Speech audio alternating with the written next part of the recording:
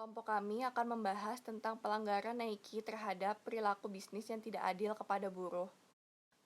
Dalam berbisnis, diperlukan etika. Apa itu etika? Etika berbisnis adalah standar-standar nilai yang menjadi pedoman atau acuan manajer dan segenap karyawan dalam pengambilan keputusan dan mengoperasikan bisnis yang etik. Nike adalah salah satu perusahaan multinasional yang berpusat di Amerika Serikat yang memproduksi sepatu, pakaian, dan alat-alat olahraga. Nike memiliki kontrak untuk pembuatan produk mereka yang dilakukan oleh jaringan global 600 pabrik yang dimiliki oleh subkontraktor yang mempekerjakan lebih dari 550.000 orang.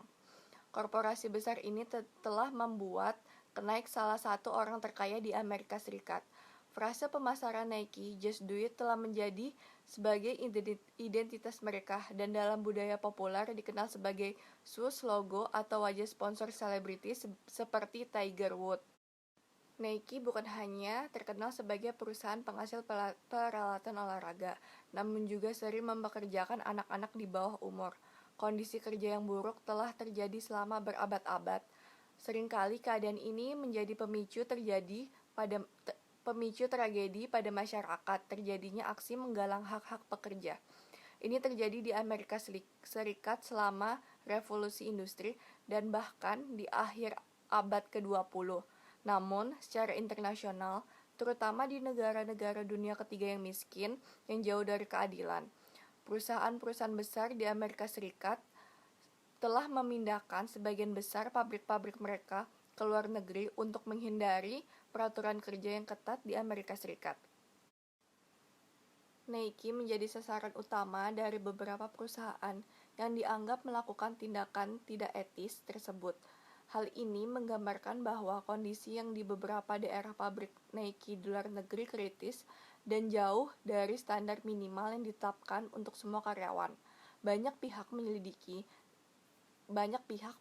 Nike dan bagaimana mereka telah mengeksploitasi pekerja di Asia untuk keuntungan finansial semata. Nama saya Jovian Bagianto, NRP 130117046.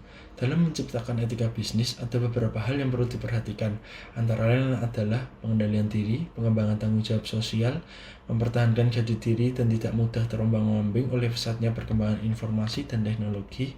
Berikutnya menciptakan persaingan yang sehat, menerapkan konsep pembangunan berkelanjutan, lalu menghindari sifat 5K yaitu capabilities, kong kali kong, koneksi, kolusi, dan komisi, mampu menyatakan yang memang itu benar, menumbuhkan sikap saling percaya antar golongan pengusaha kuat dan golongan pengusaha ke bawah, konsekuen dan konsisten dengan aturan main yang telah disepakati bersama, menumbuhkan kesadaran dan rasa memiliki terhadap apa yang telah disepakati. Berikutnya, prinsip etika bisnis. Prinsip ekonomi, kebijakan yang diambil perusahaan harus diarahkan kepada pengembangan visi dan misi perusahaan yang berorientasi dengan kemakmuran, kesejahteraan karyawan, dan komunitas. Berikutnya, prinsip etika bisnis tentang kejujuran. Prinsip yang tidak berniat jahat, penerapan prinsip kejujuran yang ketat akan dapat meredam niat perusahaan itu sendiri. Berikutnya, prinsip keadilan. Perusahaan harus bersikap adil kepada pihak-pihak yang terkait dengan sistem bisnis. Contohnya, upah yang adil kepada karyawan sesuai kontribusinya. Lalu, prinsip hormat pada diri sendiri. Perlu menjaga citra baik perusahaan melalui prinsip kejujuran dan tidak berniat jahat dan adil. 3 jenis masalah yang dihadapi dalam etika. Yang pertama, sistematik. Masalah-masalah sistematik dalam etika bisnis meliputi pertanyaan-pertanyaan etis yang muncul mengenai sistem ekonomi, politik, hukum, dan sistem sosial lainnya di mana bisnis beroperasi. Berikutnya, korporasi. Permasalahan korporasi dalam perusahaan bisnis adalah pertanyaan-pertanyaan yang dalam perusahaan-perusahaan tertentu.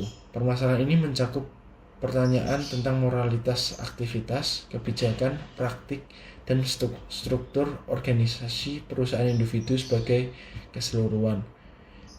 Yang ketiga adalah individu. Permasalahan individu dalam etika bisnis adalah pertanyaan yang muncul seputar individu tertentu dalam perusahaan Masalah ini termasuk pertanyaan tentang moralitas, keputusan, dan tindakan karakter individual. Jadi keputusan seorang individu itu mempengaruhi etika yang ada di perusahaan itu sendiri. Terima kasih. Jadi ada faktor penyebab melanggarnya etika bisnis. Yang pertama, kurangnya kesadaran moral utilitarian. Yang kedua, menurunnya formalis etis. Yang ketiga, ada pandangan yang salah dalam menjalankan bisnis. Yang keempat, kurangnya pemahaman tentang prinsip etika bisnis.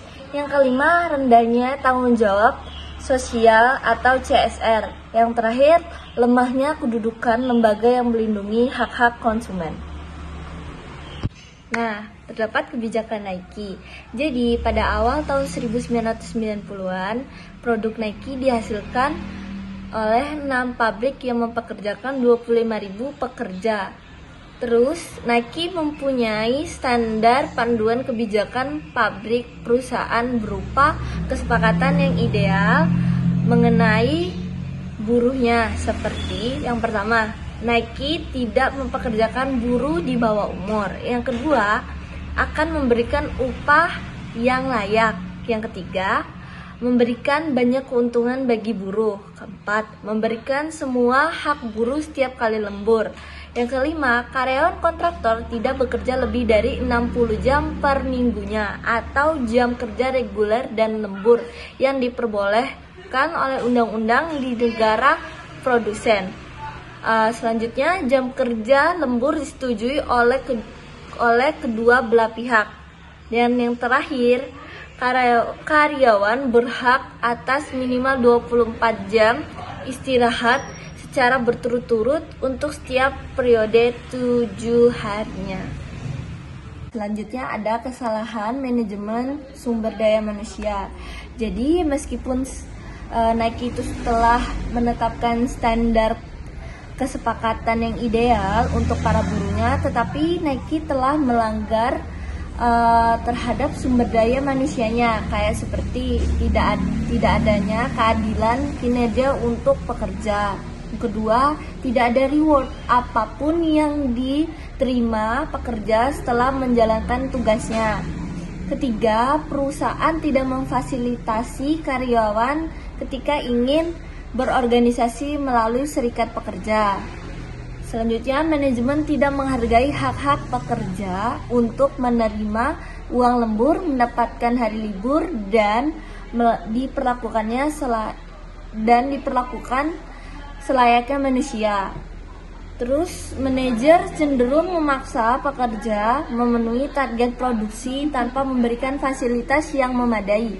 Dan terakhir, perusahaan tidak memotivasi karyawan pekerja dengan baik, tapi cenderung mengancamnya. Oke, saya Muhammad Bin Sakti dengan NRP 130117906. Untuk selanjutnya adalah akibat kesalahan manajemen SDM. Yang pertama, semua kesalahan ini akan berdampak buruk bagi perusahaan, baik itu jangka pendek maupun jangka panjang.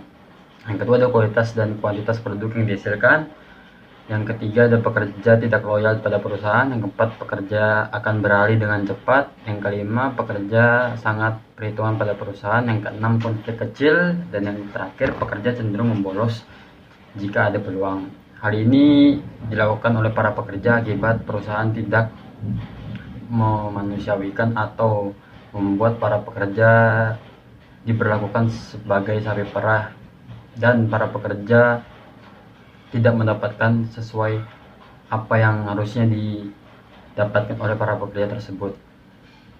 Dan yang selanjutnya, langkah-langkah perbaikan. Yang pertama adalah pemerintah sebaiknya pemerintah sudah menerapkan dalam undang-undang ataupun perda tentang buruh atau pekerja di perusahaan, yang dimana isinya ada beberapa hal seperti upah yang sesuai dengan para pekerja tersebut. Terus jam kerja yang sesuai dengan para pekerja. Lalu ada juga dengan feedback dari perusahaan terhadap para pekerja yang kinerjanya baik. Terus yang kedua ada kontraktor atau produsen. Terus yang terakhir ada pekerja.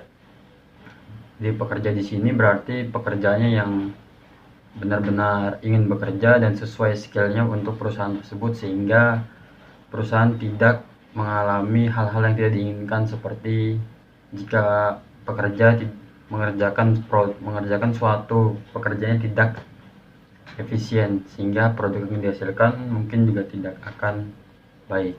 Selanjutnya kesimpulan. Jadi masalah yang menjawab penyebab utama dalam kasus Nike adalah penggunaan tenaga kerja buruh yang dianggap sebagai eksploitasi tenaga kerja yang terlibat dalam sebuah kontroversi atas pengguna buruh murah di negara berkembang untuk membuat produk dengan biaya yang lebih murah. Dengan cara itu Nike dapat memperoleh laba yang maksimal, tapi jika dilihat dari sudut pandang etika bisnis, cara perusahaan Nike ini dianggap kurang etis. Di sini dianggap kurang etis ya, memang benar, karena kita sudah melihat tadi dari slide-slide sebelumnya yang dimana dia mencari para pekerja yang upahnya sangat minim sehingga dia mendapatkan keuntungan yang lumayan banyak atau maksimal. Yang dimana di sini itu sangat tidak diperbolehkan, karena eksploitasi tenaga kerja itu sama saya tidak menghargai para pekerja yang bekerja di perusahaan tersebut. Terima kasih.